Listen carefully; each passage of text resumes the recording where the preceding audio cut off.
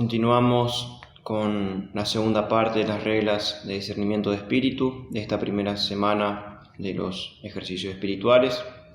Empezamos con una oración. En el nombre del Padre, y del Hijo, y del Espíritu Santo. Amén. Dios te salve María, llena eres de gracia, el Señor es contigo.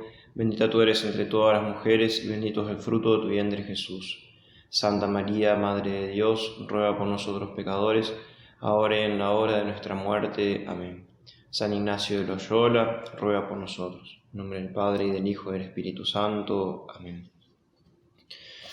Bueno, esta segunda parte de las reglas de discernimiento de la primera semana, nos toca ver ahora las reglas de la número 5 a la 14, de la quinta a la novena regla, habla de cómo debe actuar el alma en la desolación, luego la 10ª y la 11ª, de cómo debe actuar el alma en la consolación, y luego la número 12, 13 y 14, de cómo tienta el diablo, cómo actúa el diablo en la tentación.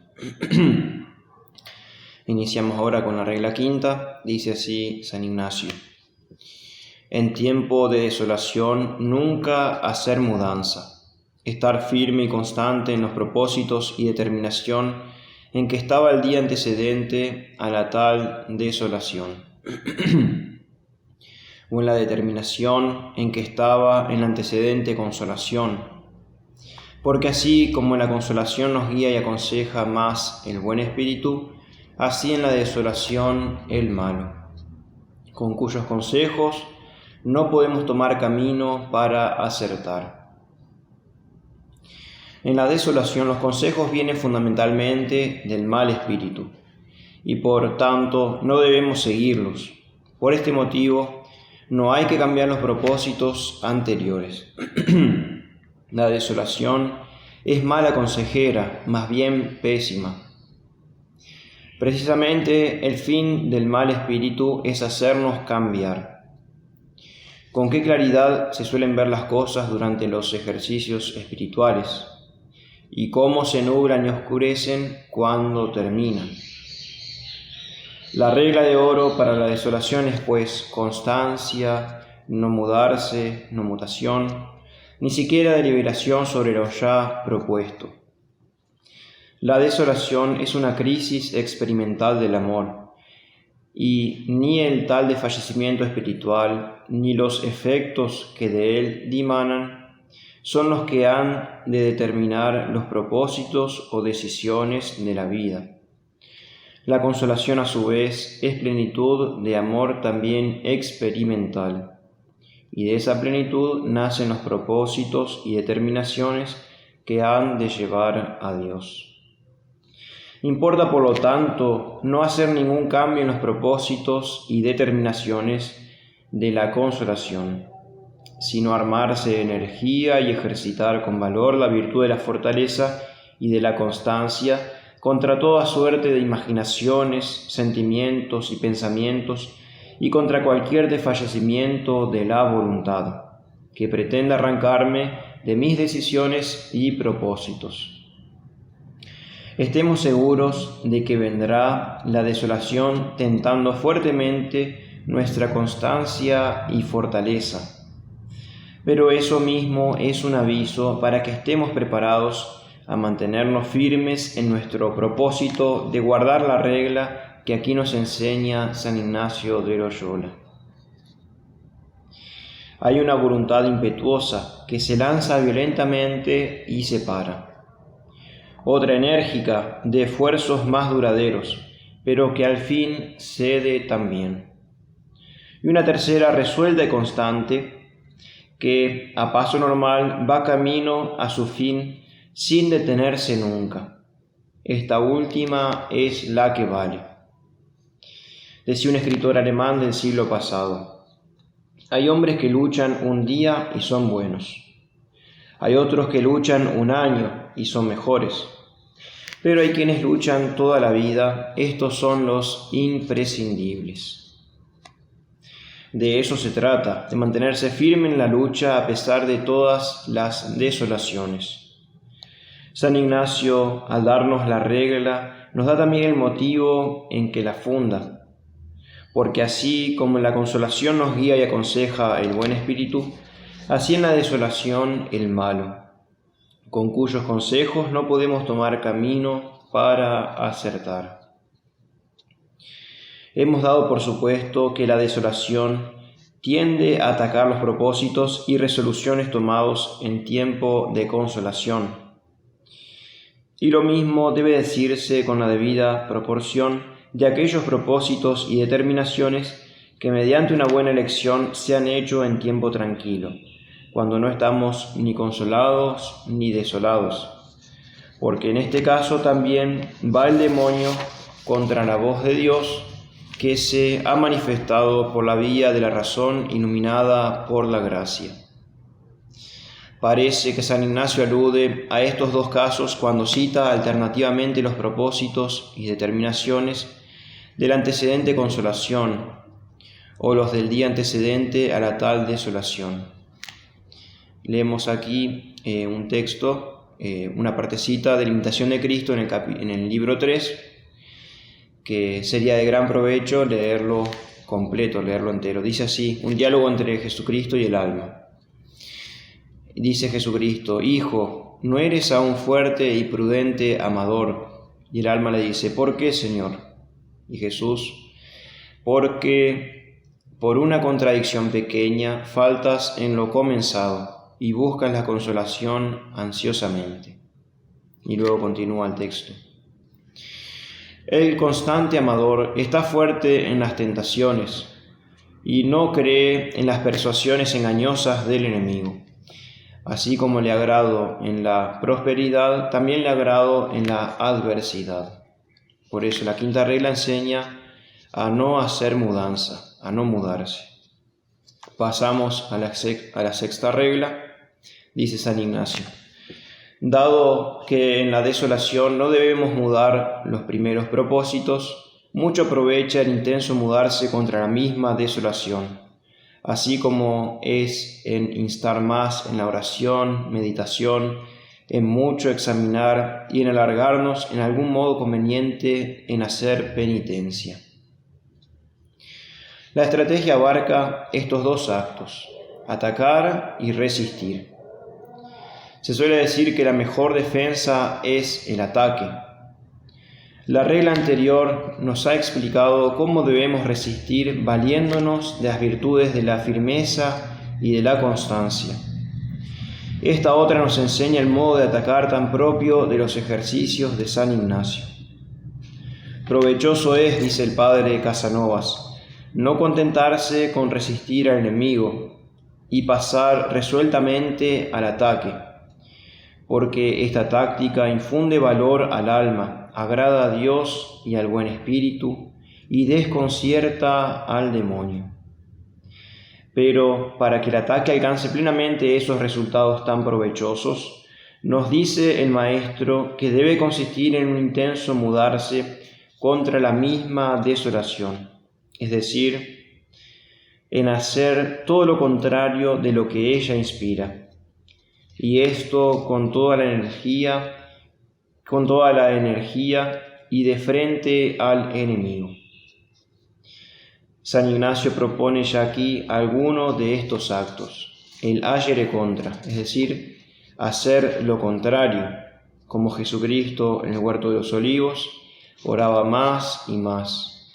Y dice San Lucas en el capítulo 22, entrado en agonía, oraba más intensamente.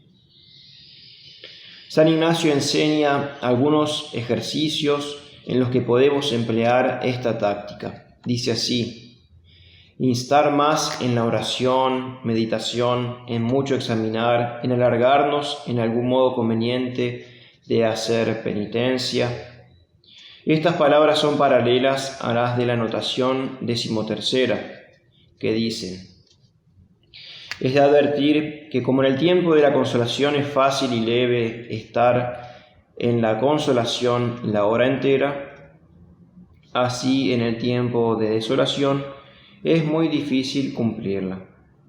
Por tanto, la persona que se ejercita por hacer contra la desolación y vencer las tentaciones debe siempre estar alguna cosa más de la hora cumplida. porque no solo se avese a resistir al adversario, mas aún a derrocarle. Fácil es decir esto y entenderlo, no tan fácil llevarlo a la práctica. Pero es la única forma de no ser una especie de veleta manejada por el viento de nuestros caprichos y de las tentaciones. Cuesta, sí, pero para las cosas difíciles se han hecho los grandes hombres. Pasamos ahora a la regla séptima. Dice así: el que está en la desolación, considere cómo el Señor le ha dejado en prueba en sus potencias naturales, para que resista las varias agitaciones y tentaciones del enemigo, pues puede con el auxilio divino, el cual siempre le queda, aunque claramente no lo sienta, porque el Señor le ha abstraído su mucho fervor, crecido amor y gracia intensa, quedándole sin embargo gracia suficiente para la salud eterna. Nada hay, por lo tanto, en la desolación, tal como Dios la quiere, que no sea recto y santo, pues el proceder del Señor se limita a retirar los dones extraordinarios de la consolación, dejando al alma con solas sus fuerzas naturales y con la gracia sobrenatural suficiente para salvarse y poder resistir a las mociones diabólicas. Y todo con la única intención de probar nuestra fidelidad y vencer a nuestros enemigos. Dos cosas hacen al hombre pusilánime: la persuasión de su impotencia, no podemos, somos incapaces, esto me supera, etc. Y el creer que Dios nos abandona. Ambas tentaciones aparecen en la desolación. Por eso San Ignacio nos recuerda tres cosas. Primero, que es una prueba, no es un abandono. Porque eras acepto a Dios, por eso fuiste tentado, dice el justo Job en el capítulo 12. Y esto nos quita la idea de impotencia, porque Dios nos prueba justamente porque hemos sido aceptos por Él, porque entonces podemos hacer buenas cosas, superar nuestras dificultades. En segundo lugar, Dios nos deja aparentemente solo para que resistamos. Y en tercer lugar, lo que nos quita Dios es el fervor sensible.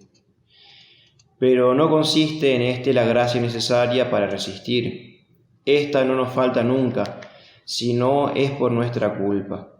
Dice en la primera carta de los Corintios, capítulo 10, fiel es Dios y no permitirá que seáis tentados por encima de vuestras fuerzas, sino que de la misma tentación os hará sacar provecho para que podáis sosteneros. Y así pasamos a la octava regla. Dice así: el que está en desolación trabaje de estar en paciencia, que es contraria a las vejaciones que le vienen. Piense que será presto consolado, poniendo las diligencias contra la tal desolación, como está dicho en la sexta regla. Es decir, trabajar en estar en paciencia, con paciencia. Nos da a conocer el santo la ley que tiene ordinariamente la divina providencia en el tiempo de nuestras desolaciones, y es la siguiente: cuando el hombre lucha fiel y esforzadamente contra la desolación, sujetándose a las normas de la regla sexta, no se hace esperar mucho la consolación. Y siendo esto así, no hay que hacer ningún caso de las vejaciones que el enemigo añade a la desolación, queriéndonos persuadir para que para nosotros se ha acabado para siempre el consuelo, y por lo menos que el tiempo de la desolación será larguísimo. Es el último secreto de la táctica espiritual contra la desolación: paciencia y esperanza. El demonio intenta llevar al desaliento y a la desesperación, a que bajemos los brazos, a que pensemos que no podemos resistir más, Aparecen aquí las tentaciones de futuro. ¿Cómo resistiré esto tanto tiempo o toda la vida? ¿Quién ha dicho que durará mucho tiempo más? ¿Quién nos dice que mañana volveremos a ser tentados en lo mismo? El demonio tienta con el futuro o con el pasado. Por eso trabajar en estar en paciencia. Pasamos a la regla 9. Dice así: 3 causas principales son porque nos hallamos desolados. La primera, por ser tibios, perezosos o negligentes en nuestros ejercicios espirituales, y así por nuestras faltas se aleja la consolación espiritual de nosotros.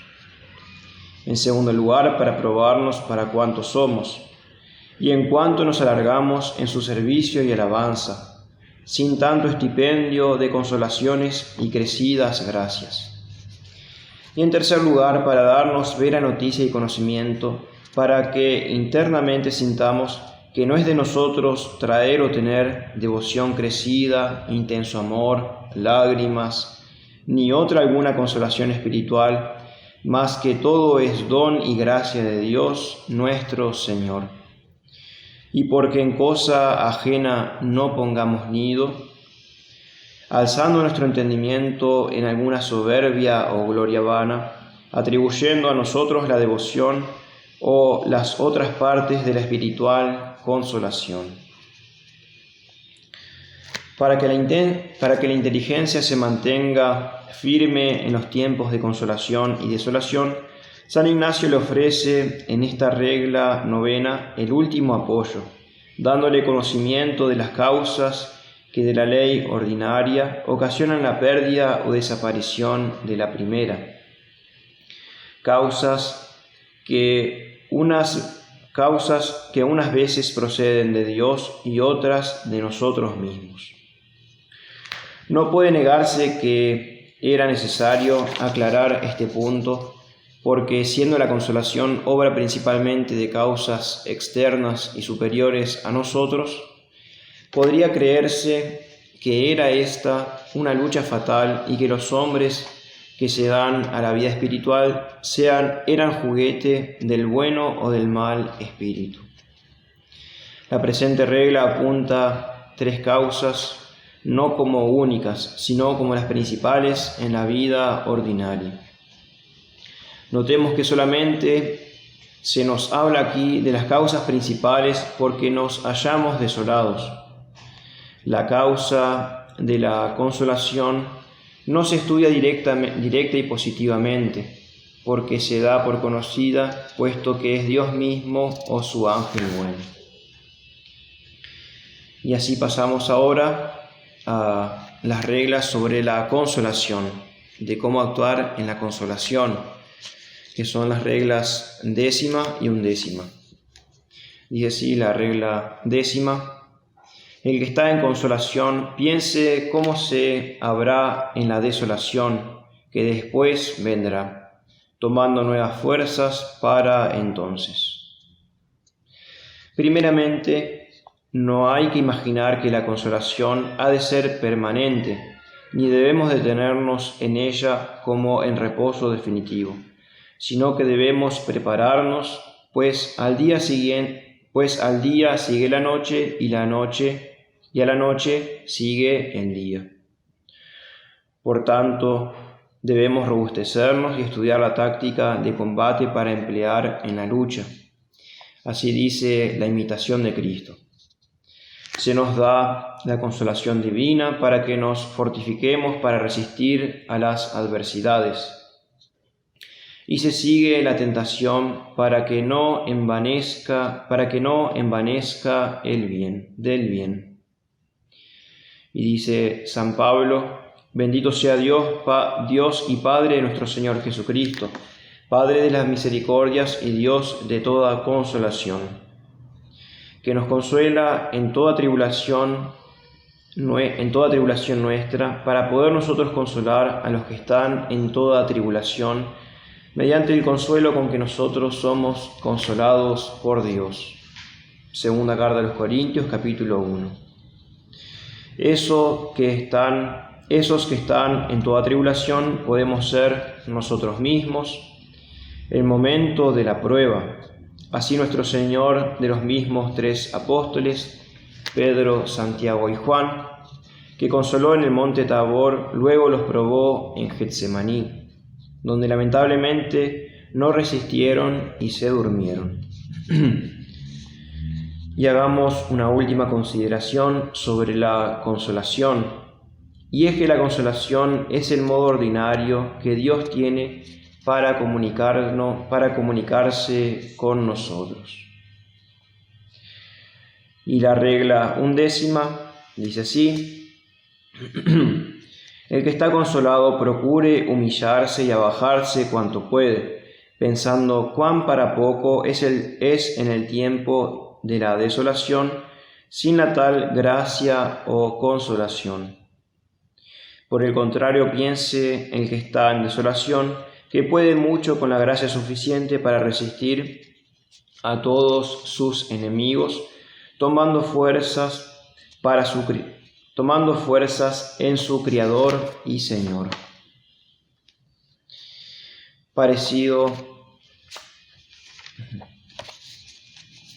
Toda la instrucción del santo en esta regla se compendia en 2 palabras: la humildad mirando nuestra miseria y valor apoyándonos en la gracia de Dios. Humildad por tan gran miseria como la nuestra, que nos es tan bien conocida y que acabamos de experimentar en la pasada desolación, al vernos a oscuras, turbados, inclinados a las cosas bajas, sin esperanza y sin amor, tibios y perezosos, tristes y apartados de Dios. Dice así la imitación de Cristo en el 2 libro: cuando Dios te diere la consolación espiritual, recíbela con acción de gracias, mas entiende que es don de Dios y no merecimiento tuyo. No te ensalces, no te alegres demasiado, ni te estimes vanamente, sino humíllate más por el don recibido, y sé más avisado y temeroso en todas tus obras, porque se pasará aquella hora y vendrá la tentación. Por eso, humildad y valor sacado de la gracia de Dios, pues aunque este amor encendido que ahora siento y estas lágrimas y alegría interna aparezcan cuando la desolación se presente, cierto estoy de que contaré siempre con la gracia suficiente que me dará el Señor, la cual me proporciona fuerzas para resistir a todos mis enemigos, si yo quiero valerme de ella. Muy bien, y concluimos las reglas sobre la consolación y desolación. Y ahora pasamos a la regla 12, 13 y 14, que es cómo tienta el diablo al alma, cómo actúa el diablo tentando al alma. Comenta el padre Casanovas: las 3 reglas que abarca son las únicas páginas del libro de los ejercicios espirituales que con razón pueden clasificarse de literarias. Fuera de ellas, en todo lo demás del libro, San Ignacio solo se preocupa de ser lo más claro y exacto posible, conteniéndose en una pobreza de palabras austerísima. Aquí, sin que su claridad y exactitud pidan un punto, es rico de expresión y pintoresco en las imágenes, reminiscencia cierta de aquellas sus lecturas caballerescas y de su vida cortesana y militar. Entonces iniciamos con la regla número 12. La 12ª dice: el enemigo se hace como mujer, en ser flaco por fuerza y fuerte de grado.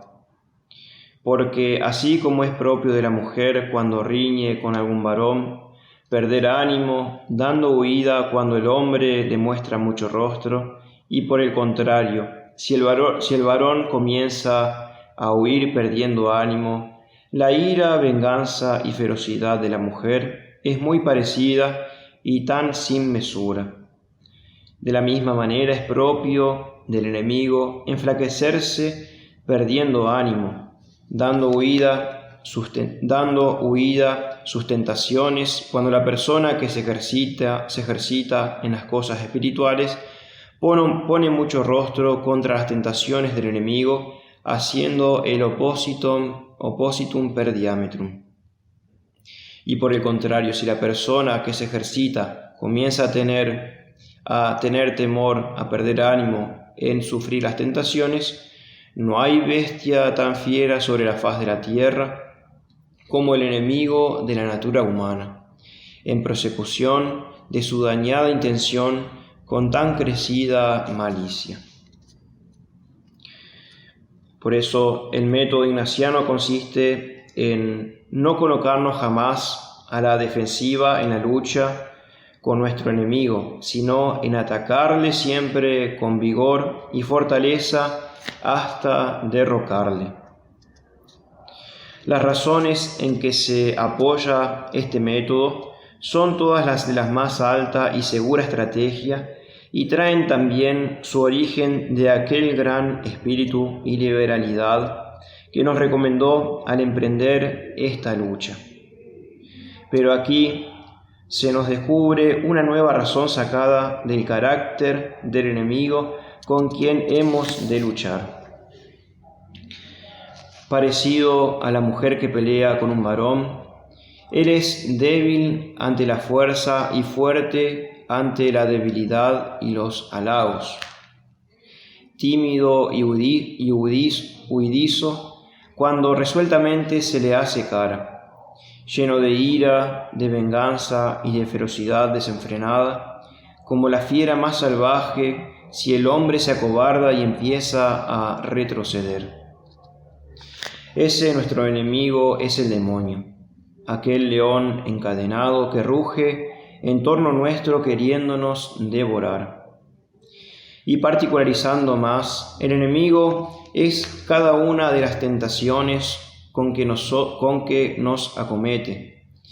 Ni una siquiera de estas resistirá si la embestimos llenos de espíritu ignaciano, pero todas nos vencerán si espantados y cobardes nos apocamos. Resistid al diablo y huirá de vosotros, dice el apóstol Santiago. Y así lo expresa San Agustín. Antes de la venida de Cristo andaba el diablo suelto. Cristo, al venir, hizo con él lo que dice el Evangelio, ató al fuerte. Pero dirá alguno, si está atado, ¿por qué puede todavía tanto? Verdad es, hermanos carísimos, que prevalece mucho, pero es a los tibios y negligentes y a los que no temen de veras a Dios, a los que dominan. Atado está como perro a la cadena, y a nadie puede morder más que al que con mortífera seguridad se le acerca. Considerad, hermanos, cuán necio es el que se deja morder de un perro atado a la cadena. Tú no te acerques a él por los deleites y codicias del siglo, y él no presumirá acercarse a ti. Puede ladrar, puede solicitar morder no puede más que al que se deja, porque no daña forzando sino persuadiendo, ni nos arranca el consentimiento sino nos lo pide, dice San Agustín. Y el Padre Pío, San Pío de Petrelcina, lo califica así. El diablo es como un perro rabioso encadenado. Más allá del radio que le permite la cadena, no puede morder a nadie. Mantente lejos de él. Si te acercas demasiado, te morderá. Recuerda que el diablo tiene una sola puerta para penetrar en nuestro interior, la voluntad. No hay otras puertas secretas o escondidas. Solo Dios puede entrar cuando quiera. El diablo solo si le abrimos por el pecado. Entonces el diablo ataca, se hace como mujer, es la regla 12. Pasamos a la regla número 13. Dice así: asimismo se hace como vano enamorado, en querer ser secreto y no descubierto, porque así como el hombre vano, que hablando a mala parte requiere a una hija de buen padre o a una mujer de buen marido, quiere que sus palabras y sus acciones sean secretas. Y el contrario le displace mucho cuando la hija al padre o la mujer al marido descubre sus vanas palabras e intención depravada, porque fácilmente colige que no podrá salir con la empresa comenzada. De la misma manera, cuando el demonio, cuando el diablo, cuando el enemigo de la naturaleza humana trae sus astucias y sus acciones a la alma justa, quiere y desea que sean recibidas y tenidas en secreto, mas cuando las descubre a su buen confesor o a otra persona espiritual que conozca sus engaños y malicias, mucho le pesa, porque colige que no podrá salir con su malicia comenzada, en ser descubiertos sus engaños manifiestos. Es decir, nuestro enemigo no conoce la nobleza ni sabe ser franco, pues toda su táctica consiste en seducir ocultando sus malas intenciones, amparándose en la oscuridad. Por eso busca rincones donde esconderse y no sufre que se le denuncie a quien conozca su malicia y sus engaños. Por el mismo cauce discurren sus tentaciones. Todas ellas son embrollos, lazos, artimañas, embustes y mentiras que solo saben engañar a las almas mezquinas que se empeñan en caminar a solas, pero que se deshacen como el humo con el soplo de un hombre espiritual y muy experimentado. Los incipientes carecen de esta experiencia y son como niños a los que ha de guiar la mano de sus padres. Por esta razón, ha querido la divina providencia que así como en la vida material nuestra educación corre a cargo de nuestros padres naturales, también en la sobrenatural debemos ser educados por nuestros padres espirituales. Pero tengamos muy en cuenta que estos nuestros padres no conocerán las tentaciones con que nos acomete nuestro enemigo si nosotros no se las descubrimos con entero candor y confianza. De aquí que toda la perfidia del demonio esté en cerrarnos la boca y en persuadirnos que vamos bien solos. Esas sugestiones para que callemos nacen de la venganza, encogimiento y temor vano, y algunas veces también de presunción y exagerada suficiencia propia. Rechacemos pues resueltamente esos fantasmas, abramos el corazón y huirá el enemigo, y la tentación se desvanecerá. Recordar: tentación declarada, tentación ganada. Hay que manifestar al director todas las insinuaciones, las que son malas y las que parecen buenas para discernir. El demonio engaña fácilmente al incausto, incluso vestido de bien. Santa Catalina de Bolonia cuenta que el demonio se le apareció muchas veces en forma de Cristo crucificado, recomendándole que obedeciese ciega y prontamente, pero de una vez en cuando y bajo especie de mejor bien, le sugería muchos juicios contra el mandato del superior. Y ella hubiese sido engañada si, llena de desconfianza en sí misma, no hubiese manifestado cuánto le pasaba a su superior. De esta regla podemos colegir la importancia que tiene la dirección espiritual. Solo unas breves citas sobre el tema. Dice San Palladio: he visto monjes que después de muchos años de trabajos cayeron y llegaron hasta la locura por haber contado con sus propias obras y no haber aceptado el mandamiento de Dios que dice: interroga a tu padre y te lo contará. Deuteronomio 32. Paladino en la historia lausíaca escribe: los que están faltos de dirección caen como las hojas que empuja el viento sin rumbo fijo.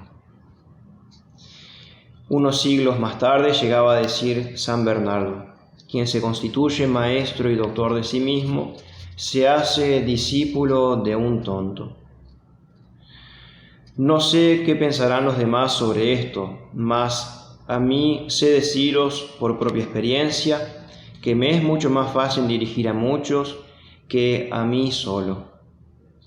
Igualmente San Vicente Ferrer dice: nunca Jesucristo otorgará su gracia, sin la cual nada podemos hacer, a quien teniendo a su disposición un varón capaz de instruirle y dirigirle, desprecia esta ayuda, persuadido de que se bastará a sí mismo y de que encontrará por sí solo lo que es útil para su salvación.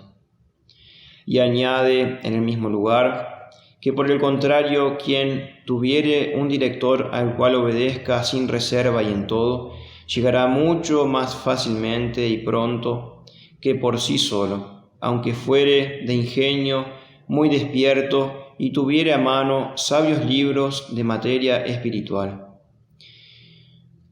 Por eso hasta aquí la regla número 13, el diablo que actúa como vano enamorado.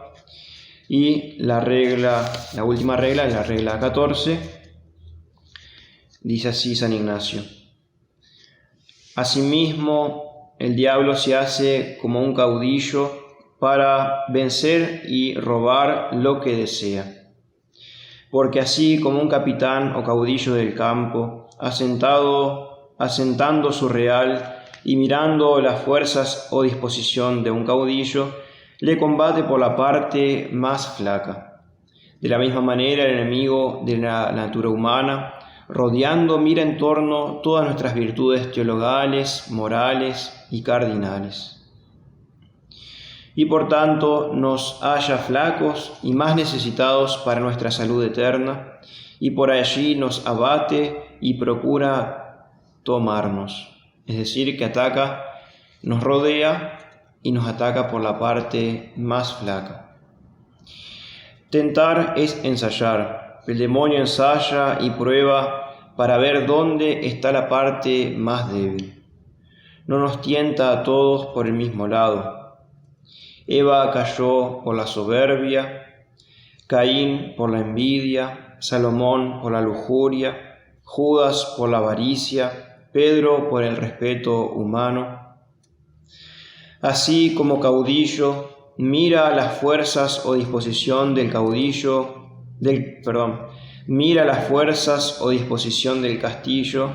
de nuestra alma. Eso se llama estudiar al enemigo. Como los directores técnicos de fútbol que ven los videos o tienen espías que miran los partidos del adversario, así el enemigo de la natura humana, el diablo, rodea, mira en torno todas nuestras virtudes teologales, cardinales y morales, y por la parte más flaca, por ahí ataca. Nos conoce al derecho y al revés, como si tuviera una historia clínica y un historial de cada uno.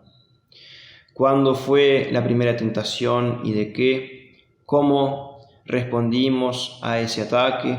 Las veces que caímos y en qué pecados y con qué personas o en qué circunstancias. Todo eso que nosotros fácilmente olvidamos, Él lo tiene todo registrado. Sabe cuáles son nuestros puntos débiles, sabe de dónde atacar el castillo y no duerme ni reposa. Nosotros tenemos que trabajar espiritualmente para robustecer nuestra alma. Si no trabajamos nosotros, trabaja el diablo. Y el diablo sabe esperar, puede esperar años y años. Nos conocemos el terreno. Eso es lo primero, para poder después corregirnos. Repasemos todas las virtudes: la fe, la esperanza, la caridad, la justicia, la fortaleza, la templanza, la prudencia, etc. Conviene vigilar mucho. Si supiera el padre de familia por dónde va a entrar el ladrón, vigilaría para que no le saquearan su casa. El diablo va tanteando, va punzando. Tiene todo el tiempo del mundo para estudiarnos bien y atacar en el momento oportuno. En eso es un maestro, es un especialista. Por donde nos encuentra más débiles, por allí nos asalta. Precisamente es uno de los modos que tenemos para darnos cuenta de cuál es nuestro efecto dominante y cuáles son nuestros puntos más débiles.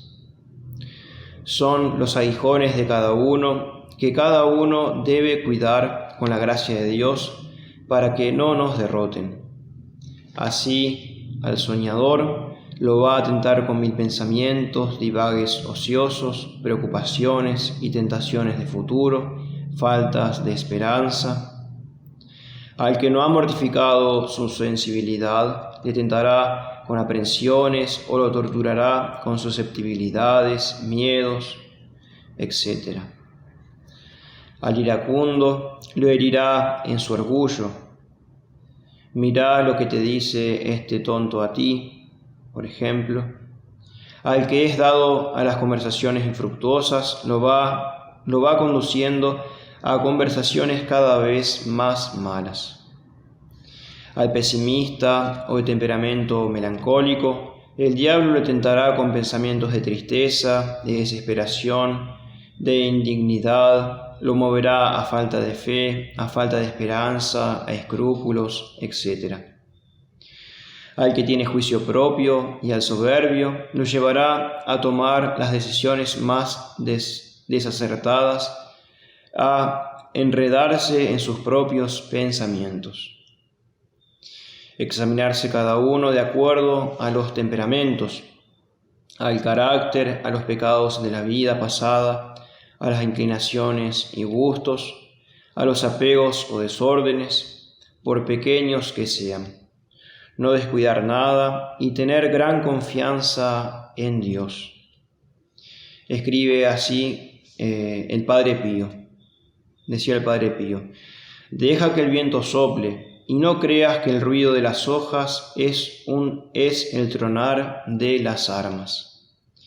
Y así, si construimos nuestra casa sobre la roca, sobre Cristo, por más vientos y mareas que vengan, la casa quedará en pie. En el nombre del Padre, y del Hijo, y del Espíritu Santo. Amén. Gloria al Padre, y al Hijo, y al Espíritu Santo, como era en el principio, ahora y siempre, por los siglos de los siglos. Amén. San Ignacio de Loyola, ruega por nosotros. En nombre del Padre, y del Hijo, y del Espíritu Santo. Amén.